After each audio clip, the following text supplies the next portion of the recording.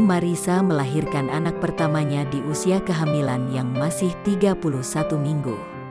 Lahir prematur, anak pertama Audi Marissa dan Anthony Sie masih menjalani perawatan intensif di rumah sakit.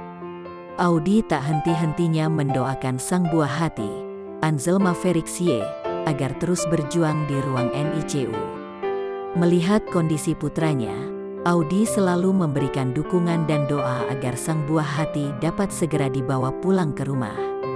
Salah satunya tampak dalam momen yang diunggah oleh Instagram @audimarissa pada Selasa tanggal 13 April tahun 2021.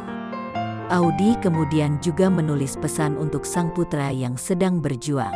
Anzel, Mama mau kasih tahu kamu, banyak loh yang doain kamu, banyak yang sayang kamu. Nah, kita bagi-bagi tugas ya anak, Mama semangat mengasihi kamu.